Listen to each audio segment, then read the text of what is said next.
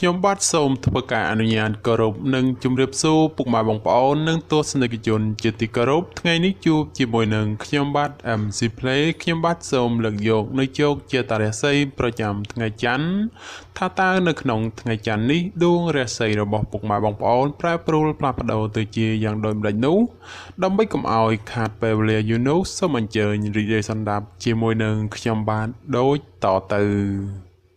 សម្រាប់អស់លោកអ្នកដែលកើតឆ្នាំជូតកណ្ដុរឧបរាជចិញ្ចឹមនាំលៀបនាំសុភមង្គលប្រាថ្នាអ្វីបានសម្រេចហើយអនាគតក្លាយជាអ្នកមានទ្រព្យសម្បត្តិស្ដុកស្ដំម៉ោងនៃលៀបសំណាងគឺម៉ោង4ព្រឹកដល់ម៉ោង7យប់ពណ៌នាំលៀបសំណាងគឺពណ៌សនិងពណ៌លឿងលេខនាំលៀបសំណាងគឺលេខ48និង59សូមខមមិនលេខ168យកលៀបសម្បត្តិទេវតាទ្រព្យមានបារមីស័ក្តិសិទ្ធិណាស់សេចេញភ្លាមទំនាយទេឆាត់បំផុត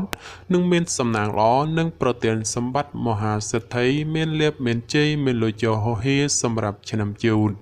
នៅថ្ងៃនេះផ្ដល់ផលល្អសម្រាប់ការសម្រេចចិត្តការងារឬបណ្ដាក់ទុនរកស៊ីក្នុងរឿងអ្វីមួយពីព្រោះថាផលជាផ្លែផ្កាឆ្លើយតបមកវិញគ្រាន់ជាទីកប់ចិត្តជានិច្ចបើជាអ្នកប្រកបមុខរបររកស៊ីជួញដូរការលក់ចេញទិញចូលគ្រាន់រស់រវើកគួសមហើយបើចង់ចរចារឿងទំនិញអ្វីមួយផងតែងតែអាចសម្រេចជាប់ចង់ជាប់ដើមដោយកប់បំណងរីឯបញ្ហាគូក្រងប្តីប្រពន្ធឬគូស្នេហ៍កំឡោះក្រមុំមានការរីកលូតលាស់ទៅមុខហើយបើមានការចង់ផ្សំផ្គុំគ្រួសារផងជាឱកាសល្អប្រពៃបំផុតសម្រាប់អស់លោកអ្នកដែលកើតឆ្នាំឆ្លូវកូននាំលៀបនាំជ័យនាំសុភមង្គលប្រាថ្នាអ្វីបានសម្រេចហើយអនាគតក្លាយជាអ្នកមានទ្រព្យសម្បត្តិស្ដុកស្ដំម៉ោងនាំលៀបសំណាងគឺម៉ោង5ព្រឹកដល់ម៉ោង6ល្ងាចពណ៌នាំលៀបសំណាងគឺពណ៌សនិងពណ៌ក្រហមលេខនាំលៀបសំណាងគឺលេខ11និងលេខ61សូមខមមិនលេខ168យកលៀបសម្បត្តិទេវតាទ្រព្យមានបារមីស័ក្តិសិទ្ធិណាស់សេចេញភ្លាមទំនាយទេឆាត់បំផុតនិងមានសំណាងល្អនិងប្រទានសម្បត្តិមហាសេដ្ឋីមានលៀបមានជ័យមានលុយចូលហោហៀចំពោះឆ្នាំឆ្លូវនៅថ្ងៃនេះលោកអ្នកធ្វើអ្វីក៏ដោយតែងតែភ្លឺថ្លានិងជួបតែសេចក្តីសោមនស្សច្រើនលោកអ្នកអាចសម្រុកការងារបានហើយពីព្រោះថាផលជាផ្លែផ្កាតែងហោចមកវិញគួរជាទីកក់ក្ដៅចំណែកបើជាអ្នកប្រកបមុខរបររកស៊ីជួញដូរអាចតេទៀងអតិថិជនចាស់ឬក៏អតិថិជនថ្មីឲ្យចូលមកបានគួរជាទីកប់ចិត្តជាពិសេសបើចង់ផ្លាស់ប្ដូរមុខរបរថ្មីតែងតែអាចសមដោយប្រកបជានិច្ចសម្រាប់ការធ្វើដំណើរទីជិតឆ្ងាយជួបភាពសុខដុមទាំងពេលទៅនិងពេលត្រឡប់មកវិញរីឯសេចក្តីស្នេហាកំឡោះក្រមុំមានភាពផ្អែមល្ហែមនិងមានការចម្រើនលូតលាស់ទៅមុខជានិច្ចសម្រាប់អស់លោកអ្នកដែលកើតឆ្នាំខាលខ្លាសេដ្ឋីចិញ្ចឹមមានប្រាជ្ញាឆ្លាតវៃមានគំនិតភ្លឺថ្លាហើយអនាគតក្លាយជាអ្នកមានអំណាចនិងទ្រព្យសម្បត្តិស្ដុកស្ដំម៉ោងនាំលៀបសំណាងគឺម៉ោង5ព្រឹកដល់ម៉ោង7យប់ពណ៌នាំលៀបសំណាងគឺពណ៌សនិងពណ៌ផ្កាឈូកលេខនាំលៀបសំណាងគឺលេខ21និងលេខ82សូមខមមិនលេខ168យកលៀបសម្បត្តិទេវតាទ្រព្យមានបារមីស័ក្តិសិទ្ធិណាស់សេចេញភ្លាមទំនាយទេឆាត់បំផុតនិងមានសំណាងល្អនិងប្រទានសម្បត្តិមហាសេដ្ឋីមានលៀបមានជ័យមានលុយចូលហោហៀចំពោះឆ្នាំខាលនៅថ្ងៃនេះដួងរាសីឡើងខ្ពស់ដូចនេះលោកអ្នកអាចសម្រុកការងារពេញទីបានហើយពីព្រោះថាផលល្អកំពុងរងចាំសម្រាប់ការងារសពគ្រប់បែបយ៉ាងបើទោះបីជួបភាពលំបាកលំបិននឹងត្រូវការពេលវេលាក្តីតែក៏អាចមានលទ្ធផលល្អជានិច្ចចំណែកអ្នកប្រកបមុខរបររកស៊ីជួញដូរបើលោកអ្នកចង់បើកមុខរបរថ្មីឬផ្លាស់ប្ដូរទីកន្លែងជួញដូរតែងតែផ្ដល់ផលល្អមកវិញជានិច្ចរីឯសម្ព័ន្ធស្នេហាកំឡោះក្រមុំបើមានណាត់ជួបគូស្នេហ៍ឬចង់សាសងអ្វីតែងតែមានភាពផ្អែមល្ហែមនិងស្រស់ស្រាយប្រពៃបំផុតសម្រាប់អស់លោកអ្នកដែលកើតឆ្នាំថោះទុនសាយមាសមានបារមីដាច់ជះមានអំណាចមានមនុស្សជួយជ្រោមជ្រែងការងារតូចធំដើម្បីឲ្យអនាគតក្លាយជាអ្នកមានទ្រព្យសម្បត្តិមហាសាលម៉ោងនាំលៀបសំណាងគឺម៉ោង6ព្រឹកដល់ម៉ោង9យប់ពណ៌នាំលៀបសំណាងគឺពណ៌ទឹកក្រូចនិងពណ៌ផ្កាឈូក លេខនាំលាភសំណាងគឺលេខ77និងលេខ84សូមខមមិនលេខ168យកលាភសម្បត្តិមហាសេដ្ឋីមានបារមីស័ក្តិសិទ្ធិណាស់សៀចេញភ្លាមទំនាយទីឆុតបំផុតនិងមានសំណាងល្អនិងប្រទានសម្បត្តិមហាសេដ្ឋីមានលាភមានជ័យមានលុយចូលហោហៀចំពោះឆ្នាំធោះរាល់ការងាររកស៊ីទទួលទានគ្រប់ច្រកល្ហកគឺសុខសប្បាយទទួលបានលាភជ័យនិងប្រាក់កាសគ្រប់ទិសទីចំណែកការធ្វើដំណើរទៅណាមកណាមិនមានបញ្ហានោះទេអ្នកប្រកបមុខរបររកស៊ីជួញដូរលោកអ្នកកំសោះអង្អើយត្រូវតែរវាសរវាងដៃជើងព្រោះមិនដូច្នោះទ្រព្យដែលបំរុងនឹងធ្លាក់ចូលដល់ដៃអ្នកនឹងត្រូវរបូតហួសធ្លាក់ទៅលើដៃអ្នកដទៃវិញជាពុំខានរីឯស្នេហាកំឡោះក្រមុំបើពុំទាន់មានគូគប់ពេលនេះគឺជាវេលាល្អបំផុតក្នុងការស្វែងរកមិត្ត100ឆ្នាំក្នុងជីវិតសម្រាប់អលោកអ្នកដែលកើតឆ្នាំរោងពោះអ្នកក្រេតមន្ត្រីចិញ្ចឹមធ្វើកិច្ចការងារអ្វីមួយតែងតែមានគំនិតជ្រះថ្លាប្រាថ្នាអ្វីបានសម្រេចធ្វើការងារតូចធំតែងតែមានអ្នកគ្រប់គ្រងនិងទំនុកបំរុងសពគ្រប់បែបយ៉ាងម៉ោងនាំលេបសំណាងគឺម៉ោង7ព្រឹកដល់ម៉ោង9យប់ពណ៌នាំលាភសំណាងគឺពណ៌បៃតងនិងពណ៌ក្រហមលេខនាំលាភសំណាងគឺលេខ77និង99សូមខមមិនលេខ999យកលាភសម្បត្តិអុកញ៉ាមានបារមីស័ក្តិសិទ្ធិណាស់សេចេញភ្លាមទំនាយទេឆុតបំផុតនិងមានសំណាងល្អនិងប្រទានសម្បត្តិមហាសេដ្ឋីមានលាភមានជ័យមានលុយចូលហោហៀចំពោះឆ្នាំរោងនៅថ្ងៃនេះលោកអ្នកអាចទទួលដំណឹងល្អឬមានអ្វីមួយចូលមកឲ្យសប្បាយចិត្តចំពោះអ្នកប្រកបមុខរបររកស៊ីជួញដូរលាភដែលធ្លាប់តែបោលហួសឬក៏ហោះរំលងពេលនេះអាចឆោងចាប់បានខ្លះវិញហើយសម្រាប់ការធ្វើដំណើរទីជិតឆ្ងាយជួបភាពសុខដុមទាំងពេលទៅនិងពេលត្រឡប់មកវិញរីឯសេចក្តីស្នេហាកំឡោះក្រមុំឬមេម៉ាយពោះម៉ាយក្តីបើលោកអ្នកចង់ផ្សំគុំគ្រួសារឬរៀបអាពាហ៍ពិពាហ៍តែងតែសម្រេចជោគជ័យដោយក៏បំណងសម្រាប់អលោកអ្នកដែលកើតឆ្នាំម្សាញ់ពោះទេវតាចិញ្ចឹមមានលាភមានជ័យមានមនុស្សជាច្រើននាំគ្នាស្រឡាញ់រាប់អានសាទរម៉ោងនាំលាភសំណាងគឺម៉ោង7ព្រឹកដល់ម៉ោង7យប់ពណ៌នាំលាភសំណាងគឺពណ៌បៃតងនិងពណ៌ក្រហមលេខនាំលាភសំណាងគឺលេខ69និងលេខ99សូមខមមិនលេខ168យកលាភសម្បត្តិអភិជនលុយរយលានមានបារមីស័ក្តិសិទ្ធិណាស់សេចេញភ្លាមទំនាយទីឆុតបំផុតនិងមានលាភមានសំណាងល្អនិងប្រទានសម្បត្តិមហាសេដ្ឋីមានលាភមានជ័យមានលុយចូលហោហៀសម្រាប់ឆ្នាំម្សាញ់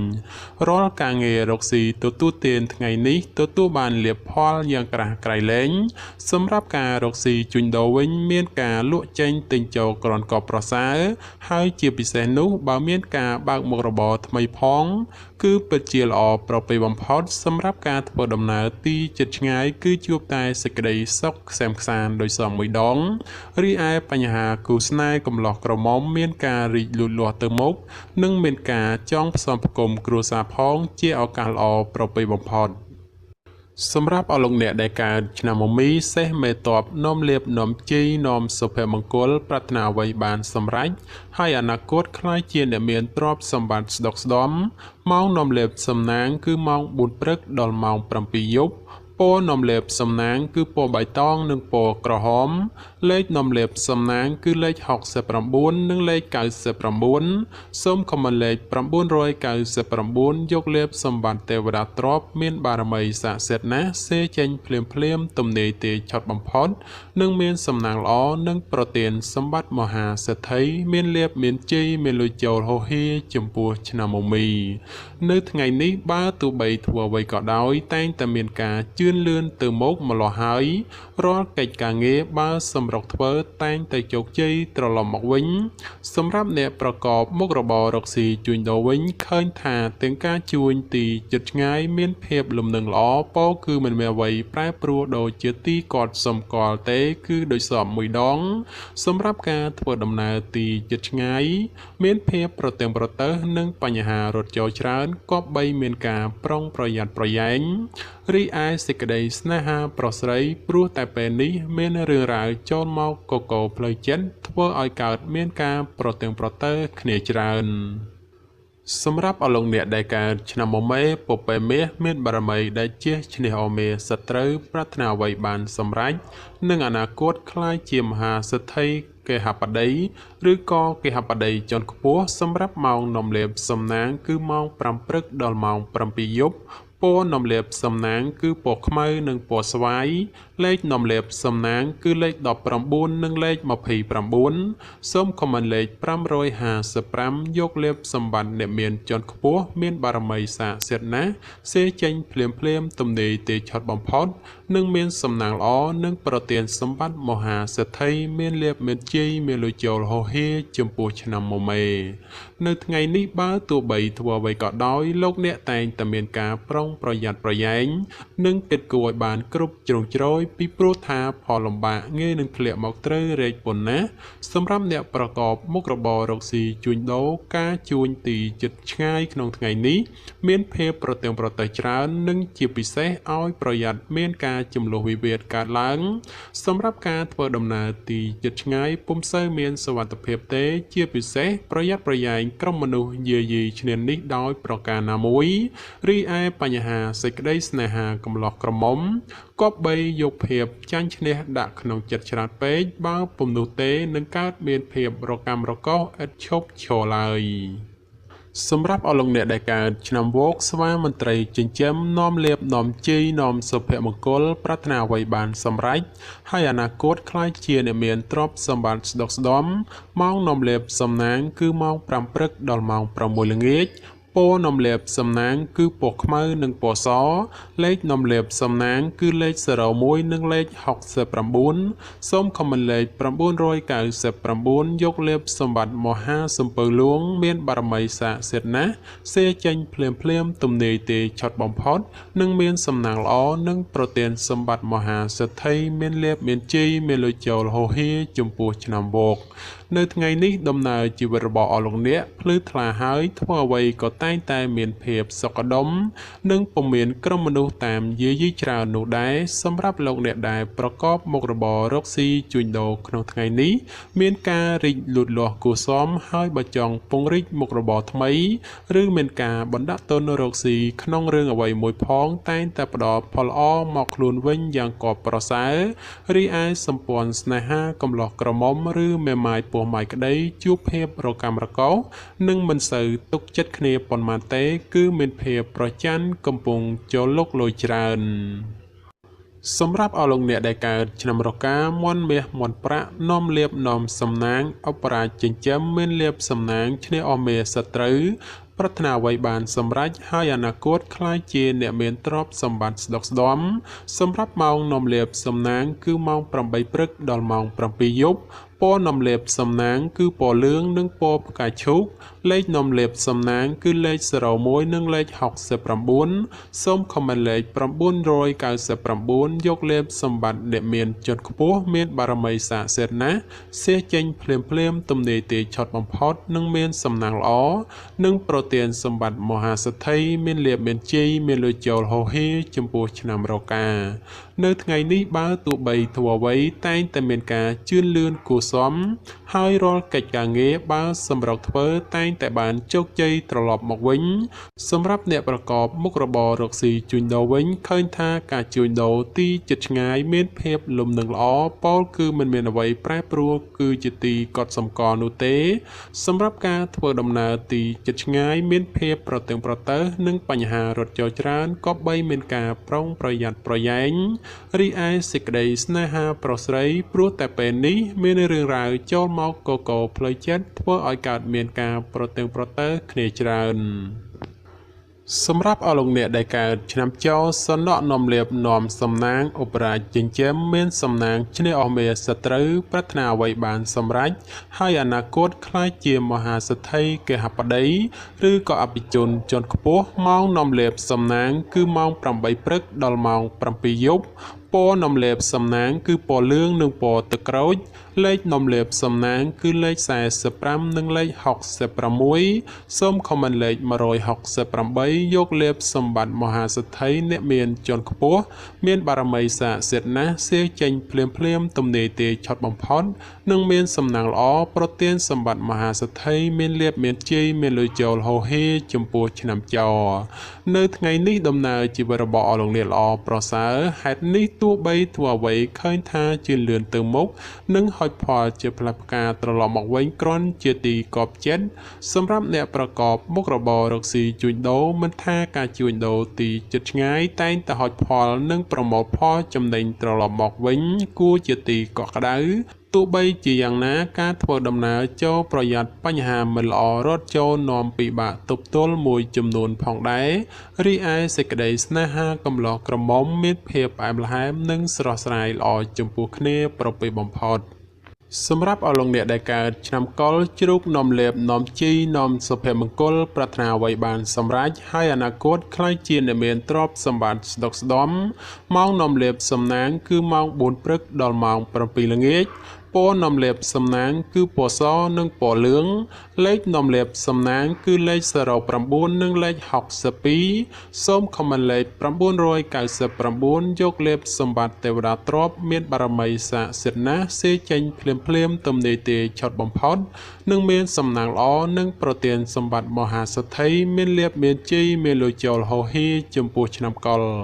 ក្នុងថ្ងៃនេះទោះលោកអ្នកប្រកបកិច្ចការងារអ្វីក៏ដោយក៏អាចចាប់ផ្ដើមពេញដៃពេញជើងបានហើយចំពោះបញ្ហាការងារប្រកាសនិងសុខភាពមិនចោទជាបញ្ហានោះទេនិងបើមានការឈ្មោះតែងតែជួបសេចក្តីសម្រេចដោយកបបំណងចំពោះអ្នកប្រកបមុខរបររកស៊ីជួញដូរវិញមានការលំបាកក្នុងការរកផលចំណូលបន្តិចព្រោះតែមានការប្រជែងគ្នាច្រើនហើយជាពិសេសប្រយ័ត្នប្រយែងមានចំនួនវិវាទព្រោះតែការដណ្ដើមអតិថិជនគ្នារីឯសេចក្តីស្នេហាប្រស្រីមានភាពផុយស្រួយចំនួនវិវាទណាស់ហើយបើចេះអត់ឱនឲ្យគ្នាខ្លះទើបអាចគេចផុតពីរឿងរ៉ាវចម្រូងចម្រាសទាំងពួងទៅរួចបាទចំពោះជោគជាតារាសីប្រចាំឆ្នាំទាំង12ខ្ញុំបាទក៏សូមបញ្ចប់ត្រឹមតែប៉ុណ្ណេះជាចុងក្រោយខ្ញុំបាទក៏សូមអរគុណដល់ពុកម៉ែបងប្អូនដែលតែងតែចំណាយពេលវេលាដ៏មានតម្លៃមករីករាយសន្តាប់នៅហោរាសាស្ត្រពី Channel របស់ខ្ញុំបាទហើយខ្ញុំបាទក៏សូមអរគុណនិងសូមជម្រាបលា